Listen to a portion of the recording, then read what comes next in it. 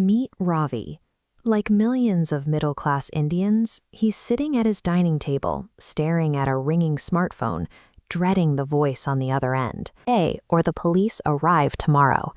The blood drains from his face.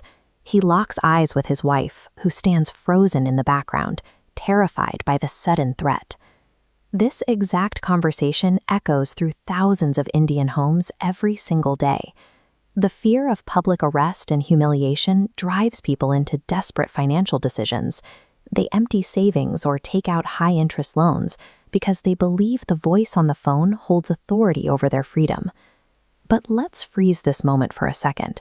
What does the law actually say about these threats? Rogue recovery agents rely on psychological paralysis to bypass the actual legal system and force immediate payments. Let's dissect that phone call, starting with the claim of sending the police to Ravi's doorstep. To understand why this fails, we have to look at the line the Indian justice system draws between civil liability and criminal liability. This graphic shows the line. Defaulting on a loan sits on the left, a civil dispute between bank and citizen, not a crime. Indian law keeps debt entirely separate from police work. Missing a payment doesn't grant police authority to intervene in a private contract. Recovery agents understand these boundaries. They use the threat of police to simulate criminal consequences that do not apply to the situation. The threat of police action for an unsecured loan default is a fabrication designed to bypass legal due process. Now, look at the second component of the agent's threat, the demand that payment must be made today. This is a calculated use of artificial urgency. If a caller can induce immediate panic, they block your rational thought, making it harder to verify facts or consult a lawyer.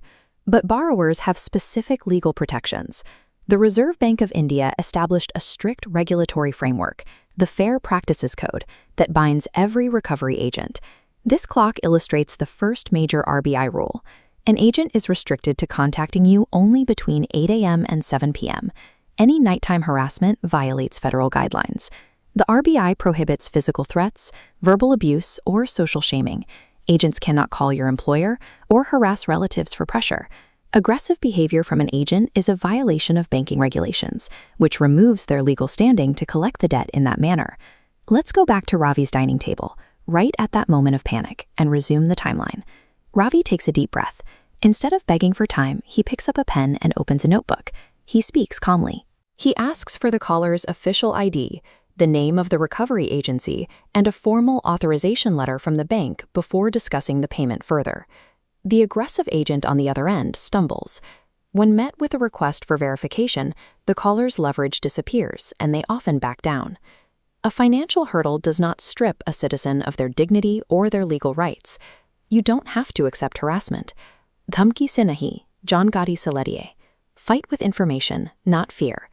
To stay informed on how to handle debt collectors and protect your rights, follow and subscribe to Debt-Free Bharat.